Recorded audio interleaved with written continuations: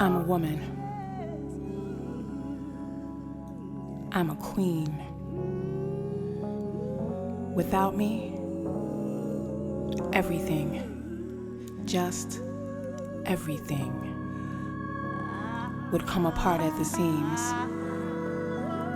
I'm integral, necessary,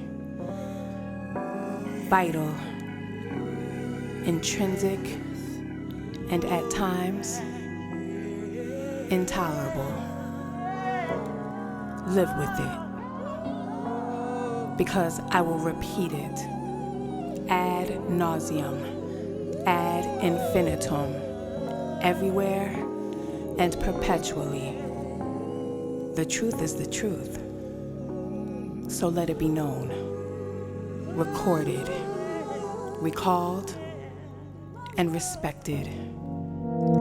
And just in case, and until then, I'll say it again.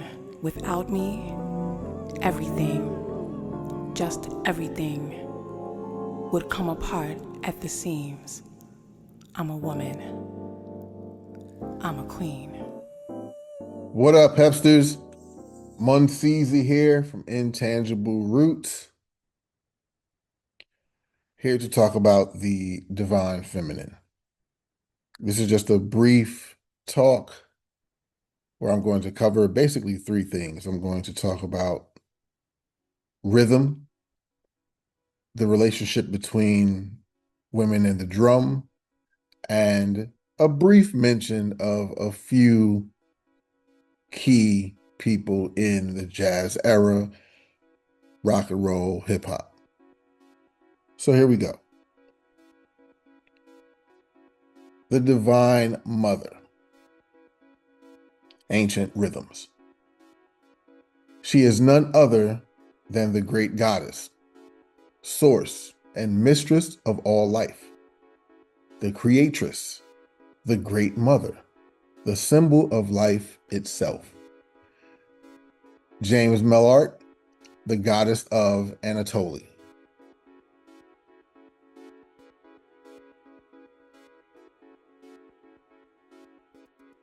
From the great mother of all things to the Orishas, to the spiritual energy in human form, to what Lane Redmond calls the divine feminine, is the bringer of inspiration of all things. As the creator and nurturer of life, woman was also revered as the universal source. In a simple metaphorical transfer, the symbolic properties of water became properties of an idolized divine woman, the rain-bearing, milk-giving great goddess. Her womb is the primordial sea from which life first arose. She is the mythical ancestress beyond time, place, and identity, whose power echoed down through the centuries into historical time. The first teacher of the child is usually the mother. It has been said that the first rhythm, sound a fetus hears is the mother's heartbeat. In fact, the first sound to vibrate our newly forming apparatus is the pulse of the woman's blood through her veins and arteries. We vibrate to that primordial rhythm even before we have ears to hear.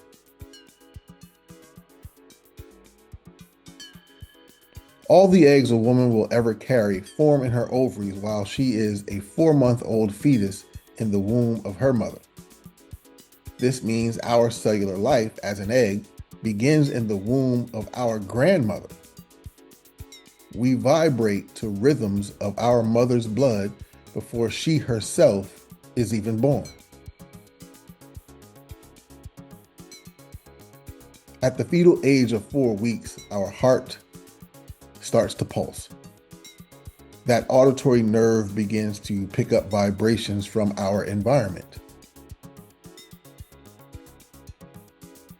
A fetus as young as 23 weeks of development responds to sound stimuli as the auditory system is fully functional.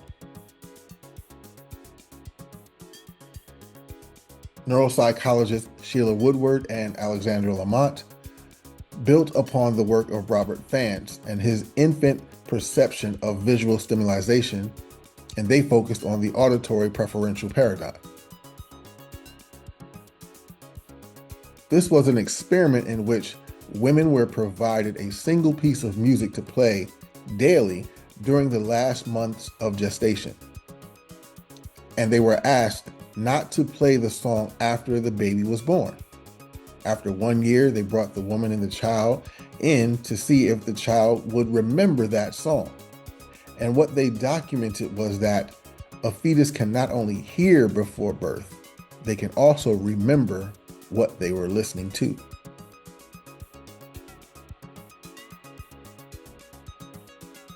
Why is the drum significant?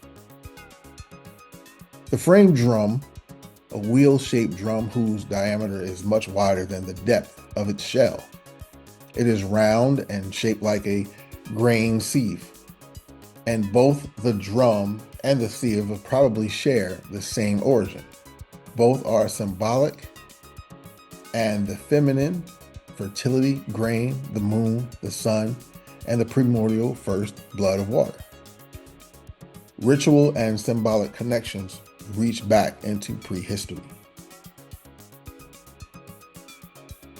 The drum is a representation of the heartbeat. The shape of the drum is a representation of the birth canal and the passage from vibration to sound. This also can represent the journey from spiritual being to physical being.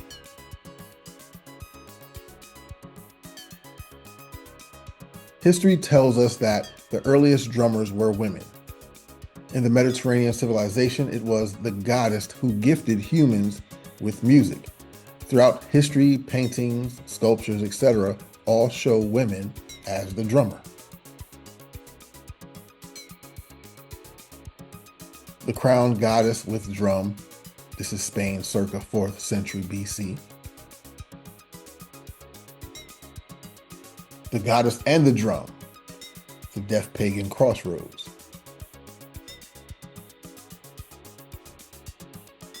The sacred path of the frame drum. James Ellsworth, Return to Light.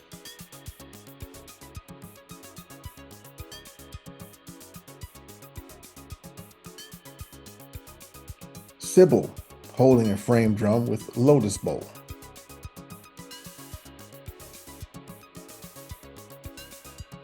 Among the Sumerian people, it was Iana, the queen of heaven.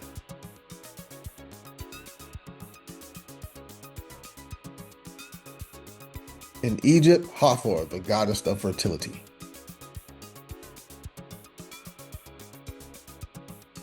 With the Greeks, it was the ninefold goddess called the Muse.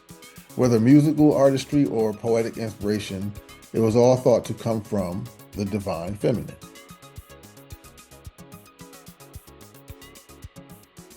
The drum was a means our ancestors used to summon the goddess. Aligning herself with sacred rhythm, she acted as summoner and transformer, invoking divine energy and transmitting it to community. The Great Mother called both women and men to share in her divine power.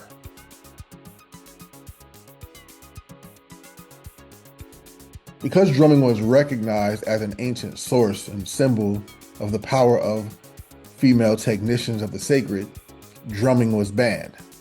From that point, divinity was to be exclusively masculine. Suppression of the women was directly linked to the suppression of the goddess. And here are just a few women I'd like to mention. Anna Mae Winborn and the International Sweethearts of Rhythm. One of the most influential gospel singers in American history, Mahalia Jackson. Rosetta Thorpe, an electric guitarist whose sound helped build the foundation of rock and roll. Jenny Ligon, pioneering tap dancer, one of the first Black women to sign a long-term contract with Hollywood, and who also popularized women dancing in pants.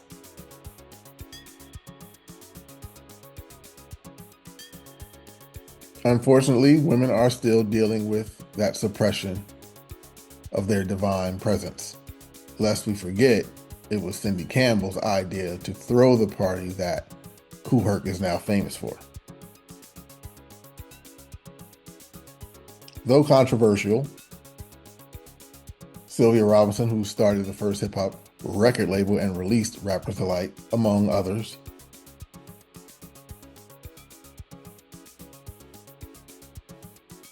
it was Debbie Harry of Blondie who insisted that the Funky 4+1 opened up for her SNL performance.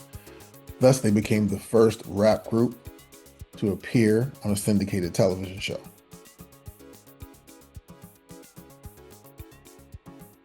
Sharon Green, aka MC Shy-Rock, was one of those members. It was Sally Baines and Martha Cooper that wrote the first published article covering breaking.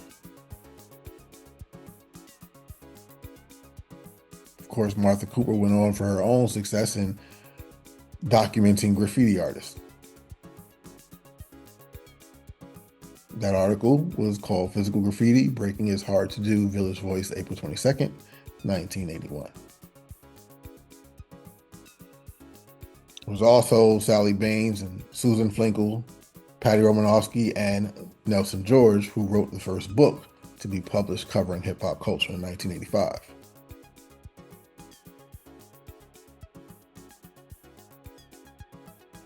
And lastly, almost lastly, just a brief discussion about Ice-T, who gives the inspirational credit for his gangster rap record, 6 in the Morning, to the Philadelphia rapper Schoolie D for his 1985 gangster rap record, PSK, Parkside Killer.